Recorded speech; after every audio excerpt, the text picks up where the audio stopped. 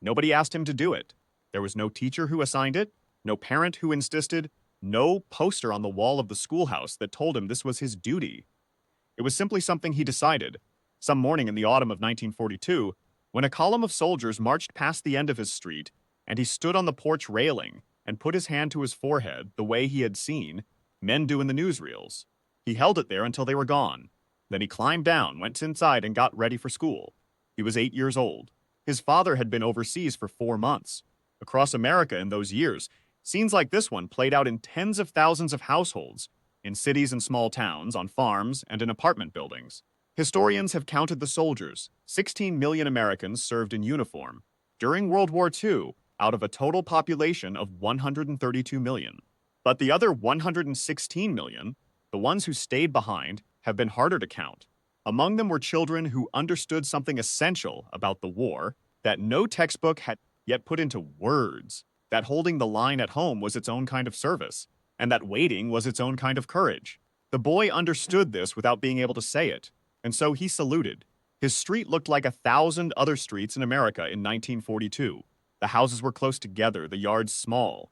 In the front window of nearly every other home, a small banner hung behind the glass. White field. Red border, a blue star at the center. One star for each family member in uniform. The Blue Star service banner had been designed during the First World War by an Army captain from Ohio whose 2 sons were fighting in France. By the Second World War, the Department of War had issued official specifications for its manufacture, because so many families needed one. By the height of the war, roughly 11% of the entire American population was in uniform. On some streets, you could walk a full block and count the blue stars in the windows the way you might count the maple trees. One after another, each one a name, each one a weight. The boy's house had one blue star. He checked it every morning before school. He did not know exactly what he was checking for, except that he knew about the other kind of star, the gold one.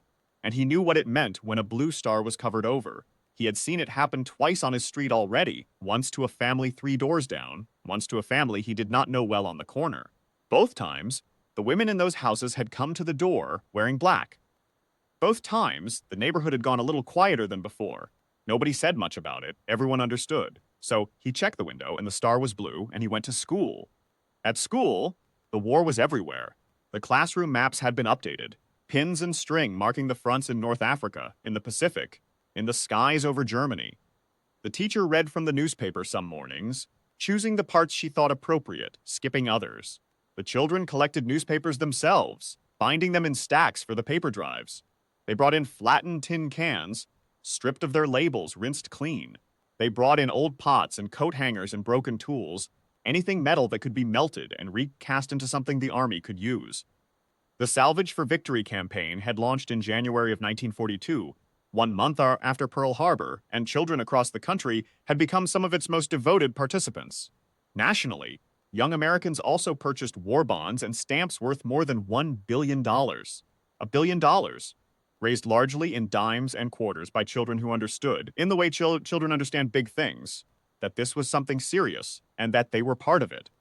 The boy's class had planted a victory garden in the lot behind the school. 20 million victory gardens were growing across America by the middle of the war.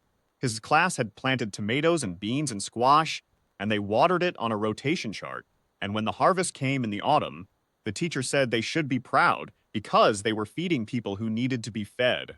While the men at the canning factories were doing other work now. He was proud, but mostly he thought about his father. His father had worked at the hardware store. He was a quiet man with large hands who smelled of sawdust and machine oil, and who had, in the months before he left, begun to carry a kind of heaviness that the boy could not name.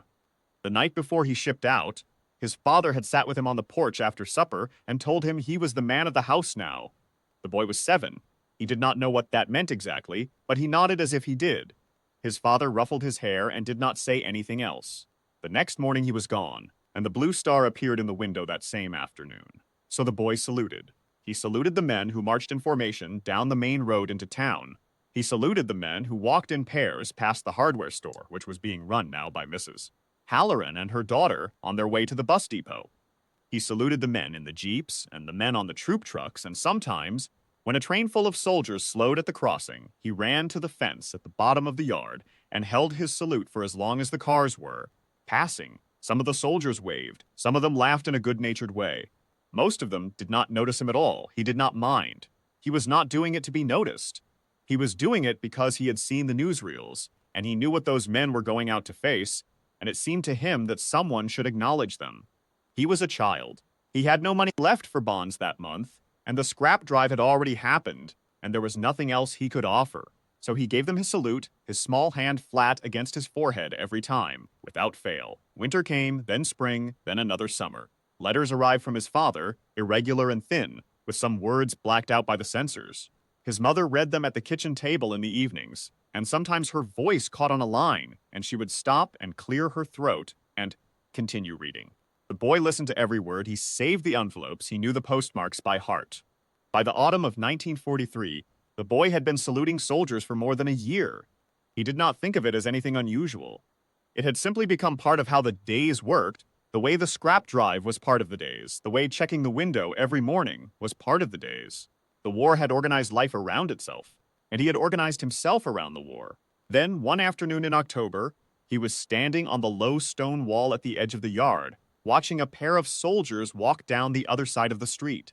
He raised his hand in the salute, as he always did, and one of the soldiers stopped. The man turned. He was young, not much more than 20, with a face that was tired in a way the boy had come to recognize as the particular tiredness of men in uniform. He looked at the boy on the stone wall, his hand raised and steady, holding the salute with perfect seriousness. And then the soldier straightened and brought his own hand up sharp to his cap and held it there.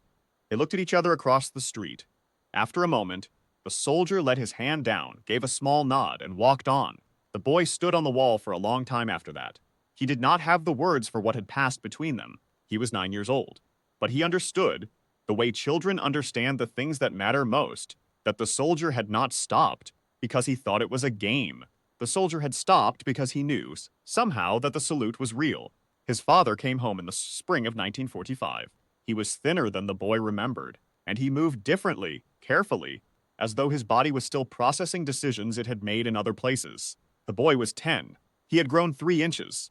He stood on the porch and watched his father come up the front walk, and for a moment neither of them moved. Then his father stopped at the foot of the steps and looked up at him, and the boy, without thinking about it at all, brought his hand to his forehead in the salute. His father looked at him for a long moment, and then he came up the steps. He put both arms around his son and held on. There is a photograph taken in Nebraska in July of 1943 of a soldier returning home after 16 months overseas. His young daughter has run to meet him, and he has caught her up in his arms. And the image is so raw, so plainly human, that a photographer named Earl Bunker pressed the shutter almost instinctively. The photograph won the Pulitzer Prize for photography in 1944. Ed Sullivan called it one of the all-time top pictures of the war. What the photograph captures, what every homecoming captured, is not simply a reunion.